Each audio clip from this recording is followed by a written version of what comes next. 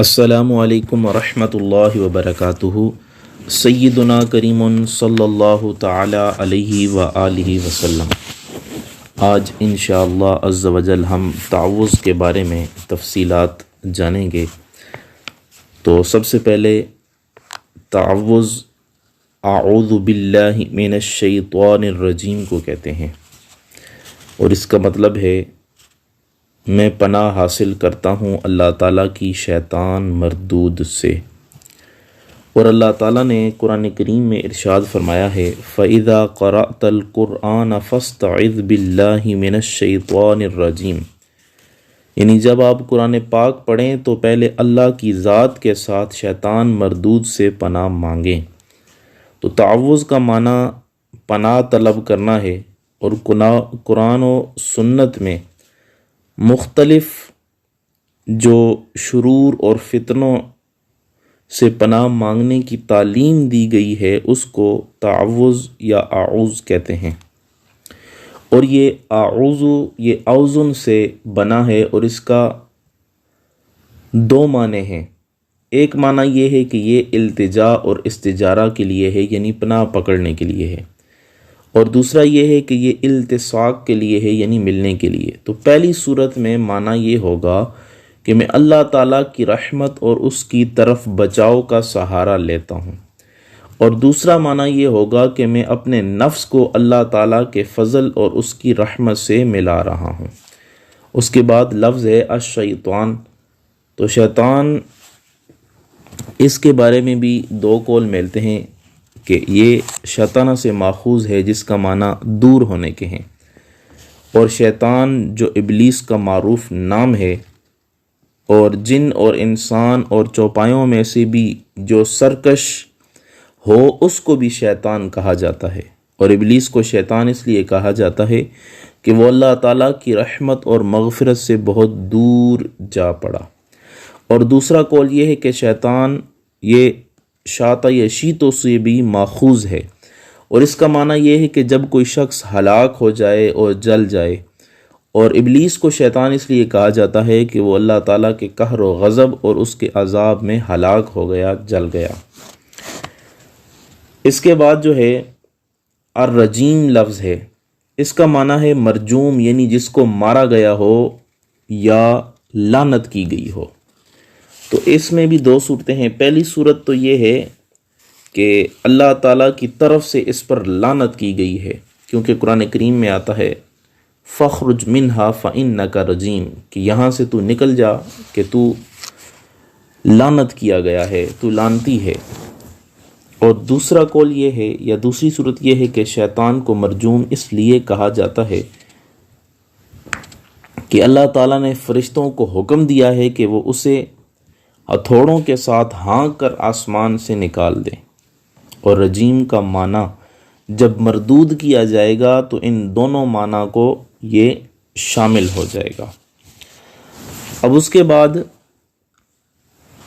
اعوذ کے بارے میں اللہ تعالیٰ قرآن کریم میں ارشاد فرماتا ہے فَإِذَا قَرَأْتَ الْقُرْآنَ فَاسْتَعِذْ بِاللَّهِ مِنَ الشَّيْطَانِ الرَّجِيمِ، جب آپ قرآن پاک پڑھیں تو اللہ تعالیٰ کی ذات کے ساتھ شیطان مردود سے پناہ مانگیں۔ تو تعوذ کا معنی پناہ طلب کرنا ہے۔ قرآن و سنت میں جتنے بھی مختلف شریر چیزیں ہیں اور فتنے ہیں ان سے پناہ مانگنے کی تعلیم دی گئی ہے، اور قرآن پاک کی تلاوت سے پہلے بھی اعوذ باللہ پڑھنا جو ہے یہ سنت ہے۔ اور ایک بات یہ بھی یاد رکھیں کہ قرآن سے پہلے اعوذ باللہ من الشیطان الرجیم پڑھنے کا کہا گیا، اور اس میں جو ہے وہ شیطان پہ لعنت کی گئی ہے، شیطان کی مذمت کی گئی ہے۔ اور اس کے بعد ہم پڑھتے ہیں بسم اللہ الرحمن الرحیم، جس میں اللہ تعالیٰ کی صفات بیان کی گئی ہیں۔ تو اس میں ایک نقطہ یہ بھی ہمیں ملتا ہے کہ اللہ تعالیٰ کی صفات ذکر کرنے سے پہلے ہم اس کے دشمن کا ذکر کیوں کرتے ہیں؟ اس کی وجہ یہ ہے کہ اللہ کے دشمن کا ذکر اس وجہ سے پہلے کرتے ہیں کہ اللہ تعالیٰ کے دشمن سے جتنی زیادہ نفرت ہوگی اتنی ہی زیادہ اللہ سے محبت ہوگی۔ تو اس وجہ سے قرآن پڑھنے سے پہلے بھی ہمیں تعوذ پڑھنے کا حکم کیوں دیا جاتا ہے؟ تاکہ دل میں شیطان کی نفرت بیٹھ جائے۔ دل میں شیطان کی جتنی زیادہ نفرت ہوگی اتنی ہی محبت اللہ تعالیٰ سے زیادہ ہوگی۔ تو اس سے یہ بھی پتہ چلا کہ اگر اللہ کے دشمن کی نفرت دل میں زیادہ ہوگی تو اللہ کی محبت دل میں زیادہ ہوگی۔ تو اس قاعدہ کلیہ سے ہمیں یہ بھی پتہ چلا کہ نبی کے دشمنوں کی عداوت دل میں زیادہ ہوگی، اس کی دشمنی دل میں زیادہ ہوگی تو نبی کی محبت بھی دل میں زیادہ ہوگی۔ اسی طرح صحابہ کے دشمنوں کی عداوت دل میں زیادہ ہوگی تو صحابہ کی محبت بھی دل میں زیادہ ہوگی۔ اسی طرح اہل بیت اطہار کی جو اہل بیت اطہار سے عداوت رکھتے ہیں یا اہل بیت اطہار کے دشمن ہیں، ان سے عداوت اگر دل میں زیادہ ہوگی تو اہل بیت اطہار سے محبت زیادہ ہوگی۔ اسی طرح اولیاء کے جو دشمن ہیں ان کی عداوت اگر دل میں زیادہ ہوگی تو اولیاء سے محبت بھی زیادہ ہوگی۔ اب یہاں پہ تعوذ جو ہے وہ اللہ تعالیٰ کے ذکر کی ایک قسم ہے۔ تو سب سے آسان ذکر جو ہے وہ لسانی یعنی زبانی ذکر ہے جو زبان کے ساتھ کیا جاتا ہے، اور اس کی کل 10 اقسام ہیں جن میں سے تعوذ بھی ایک قسم ہے۔ اور ذکر الہی کی قرآن و سنت میں بڑی فضیلت آئی ہے۔ اللہ تعالیٰ کا ارشاد پاک ہے، اللہ تعالیٰ قرآن کریم میں فرماتا ہے فَاذْكُرُونِي أَذْكُرْكُمْ، تم میرا ذکر کرو میں تمہیں یاد کروں گا۔ اور حضور علیہ الصلوۃ والسلام کا فرمان مبارک ہے جو مسلم شریف کی روایت ہے کہ اللہ تعالیٰ ارشاد فرماتا ہے، حدیث قدسی ہے، ان ذکرنی فی نفسی ذکرتہ فی نفسی،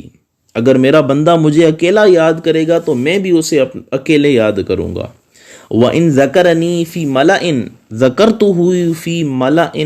هُمْ خَيْرٌ مِّنْهُمْ، اور اگر میرا بندہ مجھے مجلس یا گروہ میں یاد کرے گا تو میں اس کا ذکر اس سے بہتر گروہ میں کروں گا۔ اس سے بہتر گروہ کا مطلب یہ ہے کہ فرشتوں کے سامنے اس کا ذکر کروں گا یا انبیاء کی روحوں کے سامنے اس کا ذکر کروں گا۔ اور ذکر کی ایک قسم ذکر قلبی بھی ہوتا ہے اور لسانی بھی ہے۔ تو تاہم لسانی ذکر آسان ہے کیونکہ بندہ زبان سے جلدی پڑھ سکتا ہے، اور دل میں جو یا قلبی ذکر جو ہے وہ جاری جب ہوتا ہے تو اس کے لیے تھوڑی سی مشکل پیش آتی ہے۔ اور امام ابو بکر جساس رحمۃ اللہ تعالی علیہ فرماتے ہیں کہ قلبی یا نفسی ذکر کرنے کا طریقہ یہ ہے کہ انسان اپنے قلب یعنی اپنے دل اور ذہن سے اللہ تعالیٰ کے انعامات کو یاد کرے، پھر اس کا شکر ادا کرے۔ یہ قلبی ذکر کا علمی انداز ہے۔ البتہ اصحاب طریقت لوگوں کا معمول یہ ہوا کرتا تھا کہ وہ اندر جانے والے اور باہر آنے والے ہر سانس کے ساتھ اللہ تعالیٰ کا ذکر کیا کرتے تھے۔ ان کا دل اللہ تعالیٰ کا ذکر کرتا ہے، مگر یہ چیز بڑی تربیت اور محنت اور مشقت کے بعد حاصل ہوتی ہے۔ چونکہ لسانی ذکر ہی آسان تر ہے، اس لیے عام لوگوں کو اسی ذکر کی تلقین کی جاتی ہے کہ زبان سے اللہ تعالیٰ کا ذکر کیا کریں۔ اب ذکر کی جو 10 قسمیں بنتی ہیں تقریباً وہ ہم آپ کے سامنے بیان کرتے ہیں۔ سب سے پہلی جو قسم ہے وہ ہے تسبیح، اور یہ اللہ تعالیٰ کا بلند ترین ذکر ہے۔ سورہ احزاب میں اللہ تعالیٰ ارشاد فرماتا ہے، بسم اللہ الرحمن الرحیم، یا ایہا الذین آمنوا اذکروا اللہ ذکرا کثیرا وسبحوہ بکرۃ واصیلا، اے ایمان والو اللہ کا خوب ذکر کیا کرو، اس کی تسبیح بیان کرو صبح بھی اور شام کے وقت بھی۔ اور سورہ بنی اسرائیل میں ارشاد فرمایا، وَإِن مِّن شَيْءٍ إِلَّا يُسَبِّحُ بِحَمْدِهِ وَلَٰكِن لَّا تَفْقَهُونَ تَسْبِيحَهُمْ، ہر چیز خدا کی تسبیح بیان کرتی ہے مگر تم ان کی تسبیح کو سمجھ نہیں پاتے، وہ اللہ ہی جانتا ہے۔ تو یہاں سے ہمیں یہ پتہ چلتا ہے کہ شجر و حجر اور کائنات کا ذرہ ذرہ رب العالمین کی تسبیح بیان کرتا ہے۔ اللہ تعالیٰ نے انسان کو عقل اور شعور اور فہم و فراست عطا فرما کر اسے قانون الہی کا پابند یعنی مکلف بنا دیا ہے۔ اللہ مکلف ہے، انسان مکلف بنایا ہے۔ انسان مکلف ہے یعنی اس کو پابند کیا گیا ہے، لہٰذا اس پر لازم ہے کہ نہایت عقیدت اور محبت کے ساتھ اللہ تعالیٰ کی تسبیح بیان کرے اور اپنی زبان سے سبحان اللہ کہے۔ تو یہ تسبیح جو ہے یہ ہے سبحان اللہ، یعنی اپنے پروردگار کو یوں کہے کہ اے اللہ تو ہر عیب سے، ہر شریک سے، ہر ساجی سے، ہر نقص سے، ہر کمزوری اور ہر ضعف سے پاک اور منزہ و برتر ہے۔ اسی طرح دوسری قسم ہے تمہید۔ ذکر کی دوسری قسم تمہید ہے، یعنی بندہ اپنے رب کی تعریف بیان کرے اور کہے کہ الحمدللہ، یعنی تمام تعریفوں کا مستحق صرف اللہ تعالیٰ ہی ہے، کیونکہ تمام داخلی اور خارجی انعامات کے وجود دینے والا، انعامات کو وجود بخشنے والا اور انعامات جو ہے وہ عطا کرنے والا وہ صرف اللہ تعالیٰ ہی ہے۔ اور تمہید نماز میں بھی کی جاتی ہے، جیسے ہم کرتے ہیں الحمدللہ رب العالمین۔ چنانچہ نماز میں تسبیح کے بعد تمحید ہے، یعنی سب سے پہلے تسبیح ہوتی ہے سبحانک اللہم، اس کے بعد تمحید یعنی الحمدللہ رب العالمین، اور انہی الفاظ کے ساتھ نماز میں یہ تمحید بھی کی جاتی ہے۔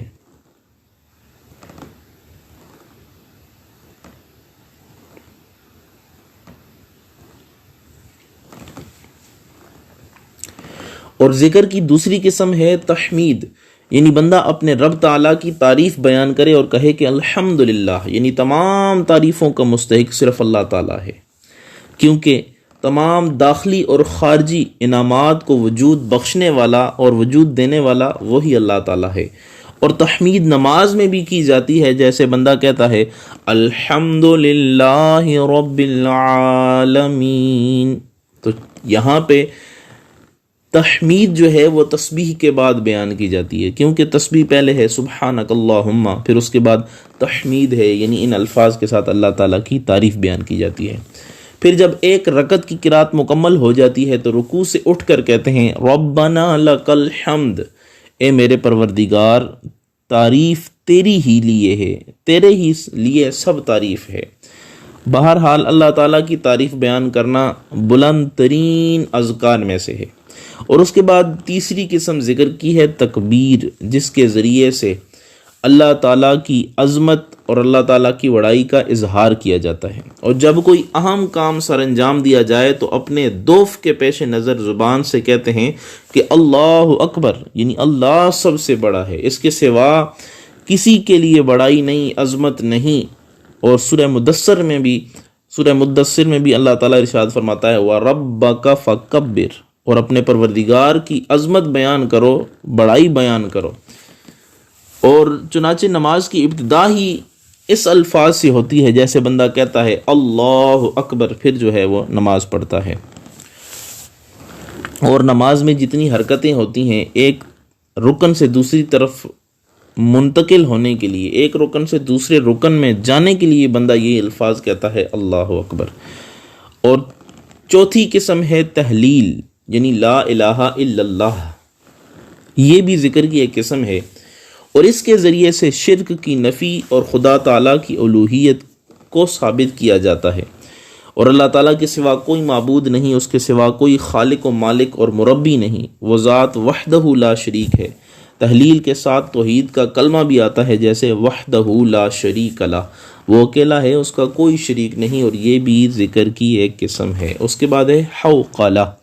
یعنی لا حول ولا قوت الا باللہ، یہ بھی ذکر کی ایک قسم ہے، یہ تفویض اور توحید کا کلمہ ہے۔ تو حضور علیہ الصلوۃ والسلام کے ارشاد کے مطابق عرش الہی کے خزانوں میں سے ایک خزانہ بھی ہے یہ لا حول ولا قوت الا باللہ۔ اس کے ذریعے سے انسان اللہ تعالیٰ کے سامنے اقرار کرتا ہے کہ برائیوں سے باز رہنے اور نیکیوں کو انجام دینے کا عمل صرف اللہ تعالیٰ کی توفیق اور اللہ تعالیٰ کی عطا سے ہی ممکن ہے۔ اس کلمے کا ورد کرنے سے بہت بڑا خزانہ یا بہت بڑا اجر ملتا ہے۔ اس کے بعد ہے حسبلہ، یعنی ذکر کی ایک قسم حسبلہ ہے، جس کے ذریعے سے اللہ تعالیٰ کی ذات پر بھروسہ کیا جاتا ہے، اور اس کے لیے مفرد کلمہ حسبی اللہ اور جمع کا کلمہ حسبنا اللہ آتا ہے، اور ہر مشکل وقت میں اس کلمے کا ورد خیر و برکت کا باعث بھی ہوتا ہے، احد کے موقع پہ جب صحابہ کو سخت دشواری پیش آئی تو انہوں نے یہی کہا تھا، قالوا حسبنا اللہ ونعم الوکیل، ہمارے لیے اللہ ہی کارساز و کافی ہے اور وہی ہمارا کارساز ہے۔ تو اللہ تعالیٰ کا بھی یہ ارشاد ہے کہ اگر لوگ آپ کی بات کا انکار کرتے ہیں فَقُلْ حَسْبِيَ اللَّهُ لَا إِلَٰهَ إِلَّا هُوَ، تو آپ کہہ دیں کہ میرے لیے اللہ ہی کافی ہے اور وہی معبود برحق اور میرا اسی پر بھروسہ ہے۔ اس کے بعد 7ویں قسم ہے بسملہ، یہ بھی ذکر کی ایک قسم ہے۔ ہم ہر کار خیر کی ابتدا بسم اللہ الرحمن الرحیم سے کرتے ہیں، اور سورہ مزمل جب ہم پڑھتے ہیں تو اس میں بھی ارشاد ہے وَاذْكُرِ اسْمَ رَبِّكَ، یعنی اپنے رب کا ذکر کرو۔ غار حرا میں سب سے پہلی وحی کا نزول بھی اسی طرح ہوا، اقرأ بسم ربک الذی خلق، آپ اس پروردگار کا نام لے کر پڑھیں جس نے پیدا کیا ہے۔ تو اس سے ہمیں یہ پتہ چلا کہ ہر اچھا کام کرتے وقت بسم اللہ کہنا اللہ تعالیٰ کا ذکر ہے اور اس کی بڑی فضیلت ہے۔ اس کے علاوہ 8ویں قسم ہے استعانت، یعنی اللہ تعالیٰ سے مدد طلب کرنا، یہ بھی ذکر کی ایک قسم ہے۔ جیسے ہم نماز میں اللہ تعالیٰ سے مدد طلب کرتے ہیں، ایاک نعبد و ایاک نستعین۔ اس کے بعد ہے تبارک، یعنی لفظ اللہ تعالیٰ کا ذکر تبارک کے ساتھ بھی کیا جاتا ہے، جیسے ہے تبارک الذی بیدہ الملک، بابرکت ہے وہ ذات جس کے دست قدرت میں ہے بادشاہی۔ اور یہ بھی کہا جاتا ہے یا قرآن کریم میں فرمایا گیا ہے فتبارک اللہ احسن الخالقین، بڑی برکتوں والی ہے وہ ذات جو بہترین تخلیق کرنے والی ہے۔ اور اللہ تعالیٰ نے یہ بھی فرمایا ہے تبارک الذی نزل الفرقان علی عبدہ، اللہ کی ذات بڑی بابرکت ہے جس نے قرآن جیسی عظیم کتاب اپنے بندہ خاص پہ نازل فرمائی ہے تاکہ اس کے ذریعے سے وہ تمام انسانوں کو خبردار کر دے۔ اور برکت کا معنی ایسی زیادتی ہوتا ہے جس میں تقدس کا معنی پایا جائے، اور چنانچہ جب بھی کوئی اچھی چیز دیکھی جائے تو یوں کہنا چاہیے کہ بارک اللہ، اللہ تعالیٰ اس میں برکت عطا فرمائے۔ اور یہ بھی ذکر ہے، اور عربی لوگ جو ہے وہ اسے زیادہ استعمال کرتے ہیں۔ جب انہیں کوئی جو ہے وہ نفع پہنچاتا ہے تو وہ کہتے ہیں بارک اللہ فی یدک، یعنی اللہ تعالیٰ تمہارے ہاتھوں میں برکت عطا فرمائے، بارک اللہ فی عمرک، اللہ تعالیٰ تمہاری عمر میں برکت عطا فرمائے، بارک اللہ فی علم یا فی علمک، اللہ تعالیٰ تمہارے علم میں اضافہ فرمائے، علم میں برکت عطا فرمائے۔ تو ہمیں بھی کوشش کرنی چاہیے یوں اچھی اچھی دعائیں یاد کر کے دوسروں کو اچھی دعاؤں سے نوازنا چاہیے۔ اور ایک قسم ہے 10ویں تعوذ، یعنی ذکر کی 10ویں قسم تعوذ یعنی اعوذ باللہ کہنا ہے۔ اس کے لیے قرآن و سنت میں مختلف الفاظ آئے ہیں، اور اللہ تعالیٰ کے ارشاد ہے کہ جب قرآن پڑھو تو اللہ تعالیٰ کا ذکر اس طرح کرو اعوذ باللہ من الشیطان الرجیم، اور جس طرح کہ وہ شروع میں میں نے جو ہے وہ آیت تلاوت کی ہے فَإِذَا قَرَأْتَ الْقُرْآنَ فَاسْتَعِذْ بِاللَّهِ مِنَ الشَّيْطَانِ الرَّجِيمِ۔ اور یاد رکھیں کہ آج کل اکثر جو ہے وہ خواتین کو یا لوگوں کو جو ہے وہ جادو کا عارضہ ہوتا ہے، تو ان کے لیے یہ ذکر جو ہے وہ سب سے بہترین ہے کہ وہ اعوذ باللہ من الشیطان الرجیم کثرت کے ساتھ پڑھیں، تو وہ جتنے بھی شریر چیزیں ہیں ان سے حفاظت میں آ جائے گا، اللہ تعالیٰ کی پناہ میں آ جائے گا۔ اور اکثر جو عاملین ہوتے ہیں، جن کے پاس جادو کا توڑ کروانے کے لیے جایا جاتا ہے، وہ باقی ورد تو بتاتے ہیں لیکن یہ نہیں بتاتے۔ یہ اس وجہ سے نہیں بتاتے کہ وہ اس کو جو ہے وہ توڑ سمجھتے ہی نہیں ہیں، یا وہ یہ سمجھتے ہیں کہ اگر ہم یہ بتا دیں تو یہ کہیں جادو اس کا ختم ہو گیا تو ہماری جو روزی روٹی چل رہی ہے وہ بھی کہیں ختم نہ ہو جائے، اکثر یہ ہوتا ہے۔ تو سب سے بڑی پناہ جو ہے وہ ان الفاظ کے ساتھ پکڑنی چاہیے، اعوذ باللہ من الشیطان الرجیم۔ اور تعوذ کی ضرورت بھی ہے، کیونکہ اس دنیا میں انسان کو کوئی بھی کام کرنا چاہیے، خواہ وہ نیکی کا ہو یا برائی کا، تو توفیق اللہ تعالیٰ کے بغیر ممکن نہیں ہے۔ اللہ تعالیٰ کی توفیق کے بغیر وہ ناممکن ہے، اس میں وہ برکت یا اس میں وہ کامیابی بندے کو نہیں ملتی۔ تو جب اللہ تعالیٰ کی توفیق شامل حال ہو جائے تو پھر جو ہے اس میں برکت ہی برکت ہے۔ اب یہاں پہ تعوذ کی فضیلت بھی جانتے ہیں۔ حضرت جبیر بن مطعم رضی اللہ تعالیٰ عنہ بیان کرتے ہیں کہ انہوں نے رسول اللہ صلی اللہ تعالیٰ علیہ وآلہ وسلم کو نماز پڑھتے ہوئے دیکھا۔ راوی عمر بن مرہ نے کہا کہ میں نہیں جانتا کہ وہ کون سی نماز تھی۔ پھر آپ صلی اللہ تعالیٰ علیہ وآلہ وسلم نے یوں الفاظ پڑھے: اللہ اکبر کبیرہ، اللہ اکبر کبیرہ، اللہ اکبر کبیرہ، والحمد للہ کثیرہ، والحمد للہ کثیرہ، الحمد للہ وسبحان اللہ بکرۃ واصیلا، وسبحان اللہ بکرۃ واصیلا، وسبحان اللہ بکرۃ واصیلا، اعوذ باللہ من الشیطان من نفخہ ونفثہ وہمزہ۔ تو یوں الفاظ جو ہے وہ حضور علیہ الصلوۃ والسلام نے دہرائے۔ تو ان کلمات کی بڑی برکت ہے۔ اور اس کے علاوہ ایک اور حدیث پاک میں آتا ہے کہ حضرت عثمان بن ابی العاص الثقفی رضی اللہ تعالیٰ عنہ بیان کرتے ہیں، میں نے عرض کیا یا رسول اللہ صلی اللہ تعالیٰ علیہ وآلہ وسلم، شیطان میرے اور میری نماز اور میرے قرآن پڑھنے کے درمیان حائل ہو گیا ہے۔ تب رسول اللہ صلی اللہ تعالیٰ علیہ وآلہ وسلم نے ان سے فرمایا، اس شیطان کا نام خنزب ہے، پس جب تم اس کو محسوس کرو تو اعوذ باللہ من الشیطان الرجیم پڑھو اور اپنی بائیں جانب 3 مرتبہ تھوک دو۔ اور وہ بیان کرتے ہیں کہ میں نے ایسا کیا تو اللہ تعالیٰ نے اس شیطان کے وسوسے سے مجھ کو بچا لیا۔ تو اس حدیث پاک سے ہمیں یہ بھی پتہ چلتا ہے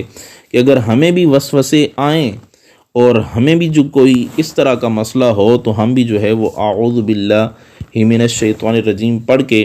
یوں شیطان سے جو ہے وہ بچ سکتے ہیں، اس کے وسوسوں سے، اس کے حملوں سے جو ہے وہ ہم اللہ کی پناہ حاصل کر سکتے ہیں۔ اور اس کے اور بھی بہت سے فضائل ہیں، اور ایک حدیث پاک میں یہ والے الفاظ بھی ہمیں ملتے ہیں کہ حضرت خولہ بنت حکیم بیان کرتی ہیں کہ میں نے رسول اللہ صلی اللہ تعالیٰ علیہ وآلہ وسلم کو یہ فرماتے ہوئے سنا ہے، جو شخص کسی جگہ جا کر ٹھہرے پھر یہ پڑھے اعوذ بکلمات اللہ التامات من شر ما خلق، تو اسے کوئی چیز نقصان نہیں پہنچائے گی حتیٰ کہ وہ واپس لوٹ آئے۔ تو ہمیں بھی چاہیے کہ ان الفاظ کو اچھی طرح یاد کریں۔ اس کے علاوہ شریعت کا مسئلہ یہ ہے کہ قرات کے علاوہ باقی عبادات شروع کرتے وقت صرف بسم اللہ پڑھنا چاہیے، جبکہ قرات سے پہلے اعوذ باللہ پڑھنا یہ جو ہے وہ ضروری ہے۔ امام جعفر صادق رضی اللہ تعالیٰ عنہ اس کی وجہ یوں بیان فرماتے ہیں کہ انسان کی زبان جھوٹ، غیبت، غلط باتوں سے اکثر ناپاک رہتی ہے، اور اللہ تعالیٰ کے پاک کلام کی تلاوت سے قبل زبان کا پاک ہونا ضروری ہے، اس لیے تعوذ کی تعلیم دی گئی ہے۔ اور روایات میں تعوذ کے مختلف الفاظ آئے ہیں، جیسے اعوذ باللہ من الشیطان الرجیم، یا ایک اور حدیث پاک میں آتے ہیں اعوذ باللہ السمیع العلیم من الشیطان الرجیم، اور بعض روایات میں یہ ملتے ہیں من الشیطان اللعین الرجیم کے الفاظ بھی ہیں۔ اور اس کے علاوہ استعیذ باللہ یا نستعیذ باللہ بھی آتا ہے، اور حمید بن قیس کی روایت میں اعوذ باللہ القادر من الشیطان الغادر کے الفاظ بھی آتے ہیں، یعنی میں اللہ تعالیٰ کی پناہ حاصل کرتا ہوں جو قادر ہے شیطان سے بچنے کے لیے، جو غدار ہے۔ اور بعد محدثین نے یہ الفاظ بھی نقل فرمائے ہیں، آپ فرماتے ہیں اعوذ باللہ القوی من الشیطان الغوی، یعنی میں قوی اللہ کی پناہ میں آتا ہوں اس شیطان سے جو خود گمراہ اور گمراہ کرنے والا ہے۔ اور حضور نبی کریم رؤوف الرحیم صلی اللہ تعالیٰ علیہ وآلہ وسلم جب حضرت حسن اور حسنین کو دم فرمایا کرتے تھے تو یوں کیا کرتے تھے اعیذکما بکلمات اللہ التامات من کل شیطان وہامت ومن کل عین لامہ، یعنی میں تم دونوں کو اللہ تعالیٰ کے کلمات تامہ کی پناہ میں دیتا ہوں، ہر شیطان سے اور کیڑوں مکوڑوں سے اور ہر نظر بد لگانے والی آنکھ سے۔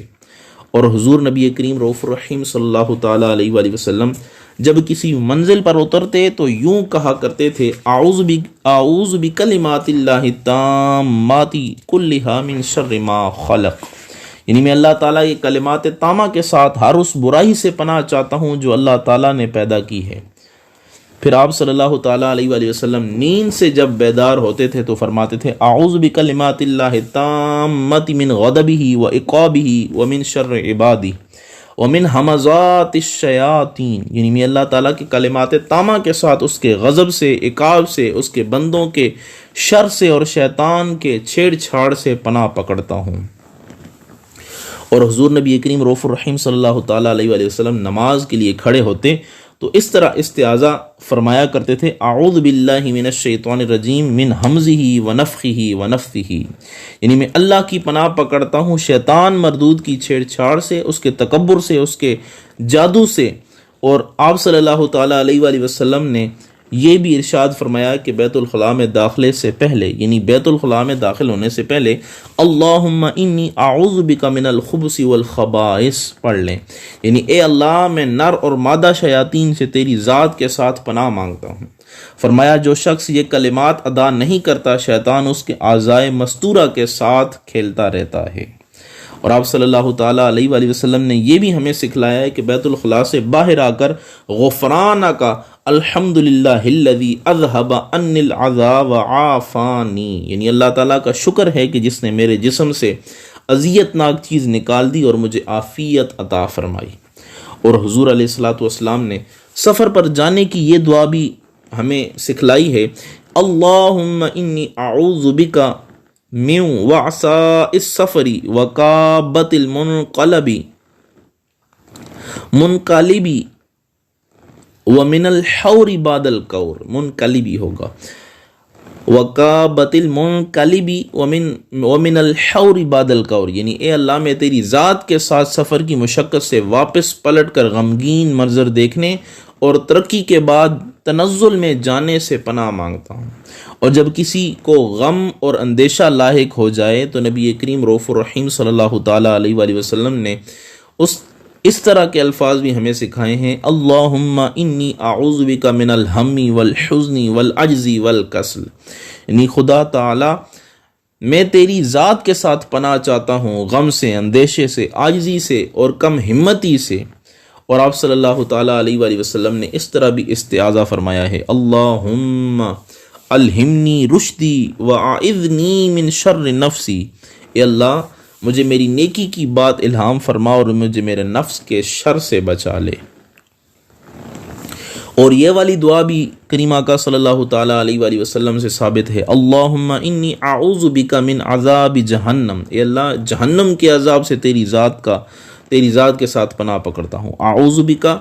من عذاب القبر، میں قبر کے عذاب سے پناہ چاہتا ہوں۔ اعوذ بک من فتنۃ المحیا والممات ومن المعثم والمغرم، میں تیری ذات کی پناہ چاہتا ہوں زندگی اور موت کے فتنے سے اور گناہ اور تعاون سے۔ تاوان وغیرہ جو ہے یا مغرم جو ہے یہ کسی چیز میں نقصان اٹھانے کے بارے میں ہے۔ اور اس کے علاوہ ام المومنین حضرت عائشہ صدیقہ رضی اللہ تعالی عنہا کہتی ہیں کہ حضور علیہ الصلوۃ والسلام جب بھی نماز پڑھتے تو قبر کے عذاب اور فتنے سے پناہ یوں مانگتے تھے، اللہم انی اعوذ بک من العذاب القبر وفتنۃ القبر، اور دوسروں کو بھی یہ دعائیں تلقین فرماتے تھے۔ اور آپ صلی اللہ تعالیٰ علیہ وآلہ وسلم جو ہے وہ کبھی یوں بھی فرماتے، اللہم انی اعوذ بک من شر فتنۃ الغنا ومن شر فتنۃ الفقر، اے اللہ میں تیری ذات کے ساتھ دولت مندی اور فقر کے فتنے سے پناہ مانگتا ہوں۔ اگر یہ جتنی بھی استعاذہ والی دعائیں ہیں اگر ان سب کا ذکر کیا جائے تو یہ بہت زیادہ ہیں۔ اور اس کے علاوہ انبیاء کا بھی استعاذہ یعنی تعوذ، اللہ تعالیٰ سے پناہ پکڑنا جو ہے یہ قرآن کریم میں بہت سے مقامات پہ آیا ہے۔ سورہ بقرہ میں موسیٰ علیہ الصلوۃ والسلام کا واقعہ موجود ہے کہ جب موسیٰ علیہ السلام نے اپنی قوم سے کہا کہ اللہ تعالیٰ تمہیں ایک گائے ذبح کرنے کا حکم دیتا ہے تو قوم نے کہا کہ آپ ہمارے ساتھ مذاق کرتے ہیں، تو اس کے جواب میں موسیٰ علیہ الصلوۃ والسلام نے فرمایا تھا، اعوذ باللہ ان اکون من الجاہلین، میں اللہ کی پناہ مانگتا ہوں اس بات سے کہ میں جاہلوں میں سے ہو جاؤں۔ فرمایا یہ مذاق کرنا جاہلوں کا کام ہے، میں تمہیں اللہ کا کلام سنا رہا ہوں۔ اور اسی طرح حضرت نوح علیہ الصلوۃ والسلام کے واقعے میں بھی ہمیں یہ ملتا ہے کہ ان کی لغزش پر اللہ تعالیٰ نے تنبیہ فرمائی تو کہنے لگے، انی اعوذ بک ان اسألک ما لیس لی بہ علم، اے اللہ میں تیری ذات کے ساتھ پناہ طلب کرتا ہوں اس بات سے کہ تجھ سے کسی ایسی چیز کا سوال کروں جس کا مجھے علم نہیں ہے۔ اور یوں حضرت یوسف علیہ الصلوۃ والسلام کے واقعے کا مطالعہ کیا جائے تو ہمیں عزیز مصر کی بیوی نے جب آپ کو جو ہے برائی کی طرف راغب کرنے کی کوشش کی تو آپ نے فرمایا معاذ اللہ انہ ربی احسن مثوایا، پناہ خدا کی، وہ تو میرا مربی ہے، اس نے مجھے عزت دی ہے، میں اس کے ناموس میں کیسے خیانت کر سکتا ہوں۔ تو یوں اور بھی بہت سارے قرآن کریم میں واقعات ہمیں ملتے ہیں کہ جس میں جو ہے وہ انبیاء نے اللہ تعالیٰ سے پناہ طلب کی ہے، اور حضور علیہ الصلاۃ والسلام نے بھی جو ہے وہ آخری جو 2 صورتیں ہیں وہ حضور علیہ الصلاۃ والسلام پہ اسی وجہ سے نازل کی گئیں کہ اللہ تعالیٰ سے حضور علیہ الصلاۃ والسلام نے پناہ طلب کی ہے شریر جنوں سے اور انسانوں سے۔ اور علماء فرماتے ہیں کہ اگر کسی آدمی کو جو ہے وہ جنات وغیرہ کا خدشہ ہو تو یہ جو آخری 2 صورتیں ہیں قل اعوذ برب الفلق اور قل اعوذ برب الناس، ان کو کثرت کے ساتھ پڑھے اور اعوذ باللہ کثرت کے ساتھ اس کا ورد کرے تو وہ انشاءاللہ ہر قسم کے شر سے اور ہر قسم کی تکلیف سے جو ہے یا جادو سے جو ہے وہ محفوظ رہے گا۔ اب یہاں پہ استعاذہ کے جو فقہی مسائل ہیں وہ آپ کے سامنے بیان کی جاتے ہیں۔ جمہور فقہاء کے نزدیک تلاوت قرآن سے پہلے استعاذہ سنت ہے، واجب نہیں ہے۔ البتہ امام رازی نے عطا ابن رباح رحمۃ اللہ تعالی علیہ سے اس کے وجوب نقل کیا ہے، وہ کہتے ہیں کہ واجب ہے، لیکن صحیح یہی ہے کہ یہ سنت ہے۔ اور نماز میں استعاذہ امام یوسف کے نزدیک نماز کی سنت ہے اور باقی ائمہ کے نزدیک تلاوت کی سنت ہے، لہٰذا امام ابو یوسف رحمۃ اللہ تعالی علیہ کے نزدیک اور امام اور مقتدی دونوں کو استعاذہ کرنا چاہیے، یعنی اعوذ باللہ امام اور مقتدی دونوں کو پڑھنا چاہیے، اور باقی جتنے بھی امام ہیں ان کے نزدیک صرف امام ہی کو استعاذہ کی ضرورت ہے، مقتدی کو نہیں ہے۔ اور اکثر عامہ فقہ کے نزدیک نماز کی پہلی رکعت میں استعاذہ ساری نماز کی قرات کے لیے کافی ہے، لہٰذا باقی رکعات میں تلاوت سے قبل استعاذہ کی ضرورت نہیں ہے، یعنی شروع میں جب ایک دفعہ اعوذ باللہ پڑھ لیا تو اب اس کے علاوہ باقی تمام رکعت کی شروع میں اعوذ باللہ پڑھنے کی ضرورت نہیں ہے۔ اس کے علاوہ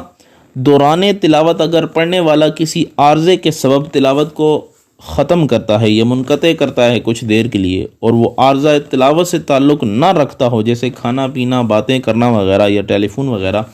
تو دوبارہ تلاوت شروع کرنے سے قبل پھر سے استعاذہ پڑھنا چاہیے۔ اور اگر وہ عارضہ تلاوت ہی ہے، یعنی عارضہ تلاوت ہی ہے، مثلا استاد ہے وہ اپنے بچوں کو پڑھا رہا ہے یا کسی بچوں کو پڑھا رہا ہے اور وہ ساتھ جو ہے کوئی قاعدہ بتا رہا ہے یا وقف کی کوئی علامت بتا رہا ہے یا انہیں اس کا معنی بتا رہا ہے اور قرآن سے یہ چیز تعلق رکھتی ہے تو پھر دوبارہ استعاذہ پڑھنے کی ضرورت نہیں ہے۔ تو یہ قرآن و سنت میں تعوذ کے جو مختلف الفاظ بیان ہوئے ہیں وہ ہم نے آپ کے سامنے بیان کیے ہیں، اور اس کی جو فضیلت ہے وہ آپ کے سامنے بیان کر دی ہے، اور اس کے علاوہ جو فقہی مسائل تھے وہ بھی بیان کر دیے ہیں، اور چند ایک دعائیں جو تھیں وہ بھی آپ کے سامنے بیان کر دی ہیں۔